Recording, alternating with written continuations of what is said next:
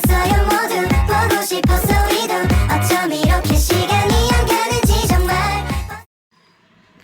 Sebelum kita memulai praktikum, ada baiknya kita mengetahui pengertian dari apa sih manajemen pengguna dan grup. Manajemen pengguna dan grup adalah proses administratif untuk mengatur dan mengelola akses pengguna dalam sistem operasi. Nah, dalam sistem operasi seperti Linux, manajemen pengguna dan grup memungkinkan administrator untuk mengontrol hak akses, pengaturan keamanan, dan pengelolaan sumber daya. Baiklah, di tahap kedua adalah mengenai pengertian singkat tentang manajemen pengguna dan grup. Nomor 1 yaitu pengguna atau user. Pengguna adalah individu yang memiliki akses ke sistem operasi. Setiap pengguna memiliki identitas unik yang terkait dengan nama pengguna atau username dan ID pengguna atau user ID. Setiap pengguna juga memiliki hak akses tertentu seperti hak akses ke berkas dan direktori tertentu. Kemudian yang kedua, grup atau group. Grup adalah kumpulan pengguna yang diberikan hak akses yang sama terhadap berkas dan direktori tertentu. Pengguna dapat menjadi anggota dari satu atau beberapa grup. Grup memungkinkan administrator untuk memberikan hak akses dan izin dengan lebih efisien kepada sekelompok pengguna dengan kebutuhan yang serupa.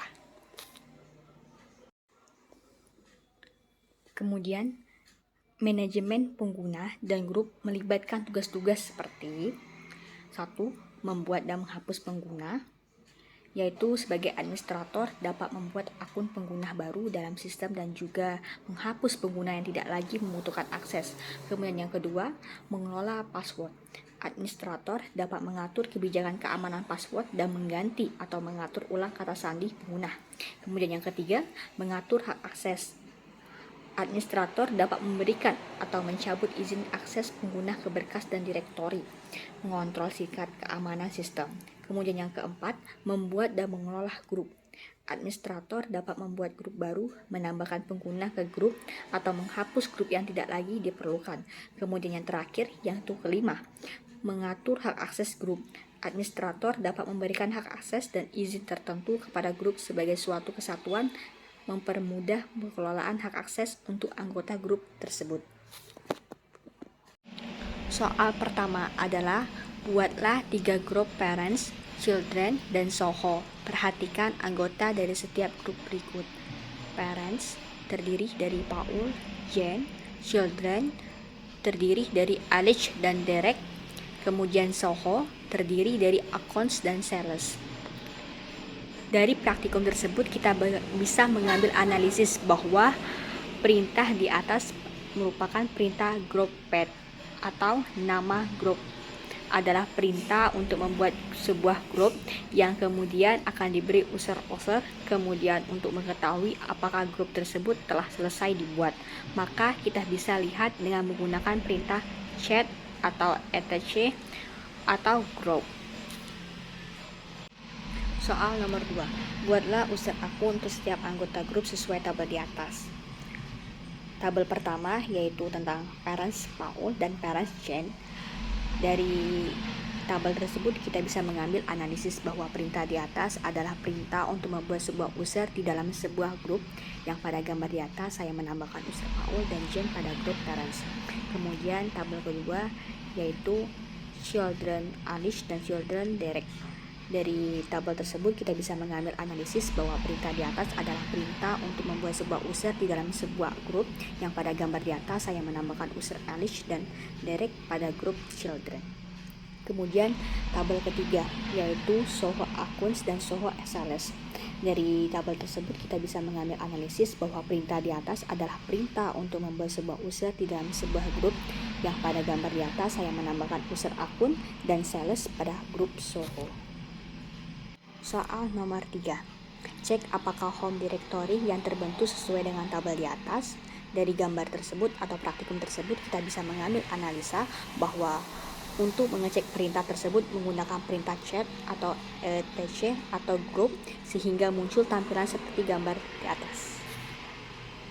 Soal nomor 4. Ubahlah password Paul dan Derek melalui root. Dari praktikum tersebut kita bisa mengambil analisis bahwa perintah untuk merubah password pada suatu user yaitu dengan menggunakan perintah passwd atau nama user. Kemudian pada langkah selanjutnya komputer akan meminta password yang ada digunakan, dan selanjutnya komputer akan meminta konfirmasi password seperti pada tampilan yang ada di atas. Soal nomor 5. Cobalah mengubah password Alice dengan login sebagai Alice. Dari praktikum tersebut kita bisa mengambil analisis bahwa perintah yang saya gunakan untuk mengganti password pada user Alice yaitu perintah passwd Alice. Selanjutnya berikan password seperti pada langkah di atas tadi. Selanjutnya saya masuk dalam user Alice. Soal nomor 6. Lihat keanggotaan dari setiap user. Dari praktikum tersebut kita bisa mengambil analisis bahwa untuk melihat keanggotaan pada setiap user, saya menggunakan perintah groups yang kemudian diikuti dengan nama user seperti yang terlihat pada gambar di atas.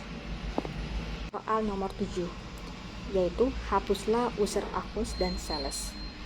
Dari praktikum tersebut kita bisa mengambil analisis bahwa untuk menghapus user saya menggunakan perintah userdel atau dalam kurung nama user, dan apabila kita melihat keanggotaannya dengan perintah group nama user, maka user telah hilang dari daftar keanggotaan. Nah, dari ketujuh praktikum tersebut kita bisa mengambil kesimpulan bahwa pada praktikum ini saya sendiri dapat mengetahui bagaimana cara membuat grup di Linux, dan ternyata selain dapat membuat grup, kita juga dapat menambahkan user-user yang tergabung atau terdaftar dalam grup tersebut. Dan bukan hanya itu saja, kita juga dapat menghapusnya tanpa harus melalui proses yang panjang dan rumit.